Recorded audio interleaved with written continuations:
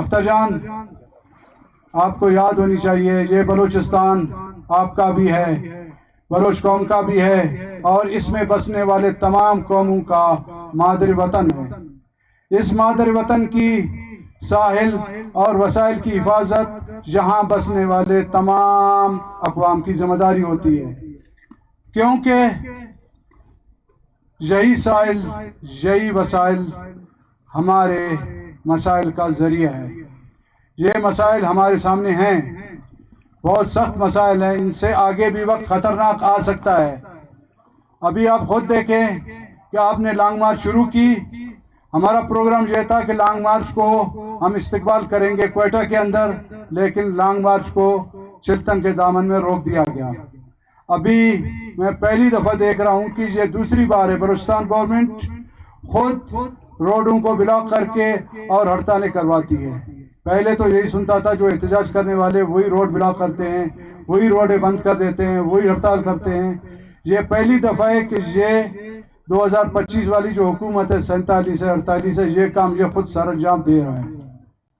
تو میں یہ جانتا ہوں کہ آپ جتنا دیر جب تک یہاں بیٹھیں گے یہ لگ پاس کا ٹنل نہیں کھلے گا، جس کی وجہ سے یہاں کے ہمارے بلوچستان کے شمال اور جنوب کے، مشرق اور مغرب کے جتنے بھی لوگ ہیں، زمیندار لوگ ہیں یا روزگار والے لوگ ہیں یا دکاندار ہیں، وہ سب پھنسے ہوئے ہیں۔ میں آپ سے گزارش کرتا ہوں، میں تمام پولیٹیکل پارٹی کے کارکنوں سے گزارش کرتا ہوں کہ آپ لوگ یک صلاح ہو کے یا سب ہم یہاں بیٹھے، جب تک ہماری مطالبات مانے نہیں گئے ہیں ہم یہاں دھرنا میں بیٹھے۔ دوسری بات یہ ہے کہ پھر اختر جان ضد کو چھوڑ دے، اگر حکومت بات نہیں مانتی ہے نہیں مانے، آپ اس دھرنے کو مہربانی کریں ختم کریں اور واپس وڈ چلے جائیں، اور وڈ سے کراچی اس کے بعد واپس کوئٹہ آ جائیں۔ یہی آل پارٹیز کے ساتھیوں سے مشورہ کریں، انہی کے ذریعے پھر بیٹھے ایک لائحہ عمل بنائیں، وہ جلسے کی شکل ہو یا دھرنا کی شکل ہو، پھر اس کو ترتیب دیں۔ اگر اسی طرح ہم اس طرح یہاں بیٹھتے رہے، ظاہر سی بات ہے اگر یہ پولیٹیکل پارٹیاں آ جائیں، کل نہیں آئیں گے، آپ کب تک یہاں بیٹھے رہیں گے؟ اگر سارے پارٹیاں یک مشت ہو کے، یک زبان ہو کے، جب سب کا صلاح بنتا ہے تو ہم سب اپنے کارکنوں کے ساتھ پھر مشترکہ طور پر یہاں بیٹھتے ہیں جب تک حکومت ہمارے مطالبات کو نہیں مانتی۔ اگر نہیں تو مہربانی کر کے یہ دھرنا بھی ختم کریں، پھر اگلا لائحہ عمل بنا دیتے ہیں، پھر ہو گیا جلسہ بھی کریں گے اور دھرنا بھی کریں گے، اگر ہو سکا آگے کی بات ہوگی اسلام آباد کی لانگ مارچ بھی کریں گے، وہ بھی مشاورت سے، اکیلے نہیں،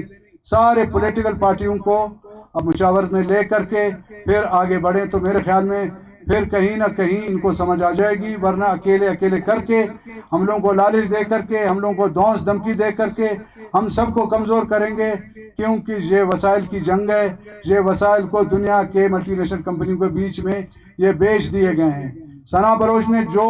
آپ لوگوں کو بریفنگ دے دی، اگر اس کو ہر بندہ سمجھنے کی کوشش کرے تو اپنے ساحل اور وسائل کی حفاظت کر سکے گا، ورنہ ساحل رہے گا، نہ وسائل رہے گا، نہ ننگ رہے گا، نہ ناموس رہے گا۔ اس کا ایک ہی حل ہے، ان معاملات پہ یکجا ہونا ہے۔ پھر ہر کسی پارٹی کا اپنا پروگرام ہے، اپنے پرابلمز ہے، اپنے ضرورتیں ہیں، وہ بھلے کرے، لیکن بلوچستان کے اور ساحل اور وسائل اور اپنے ننگ و ناموس کے ساتھ مل کر ایک ساتھ جد و جہد کرے۔ یہ میری آپ لوگوں سے ریکویسٹ ہے اور میری تجویز ہے کہ اختر جان ہماری یہ تجویز کو قبول کرے گا، اور میں گزارش کروں گا مولانا صاحبوں سے، وہ ہمارے امام ہیں، بزرگ ہیں، عالم دین ہیں، ان کو بھی چاہیے اس پہ ہمیں وہ رائے دے دیں۔ صرف اسٹیج پہ آ کر کے ادھر ادھر کی اپنے ٹکڑے نہیں سنائیں، بلکہ تجاویز دے کر کے اس معاملے کو کسی اور شکل سے آگے بڑھائیں، تاکہ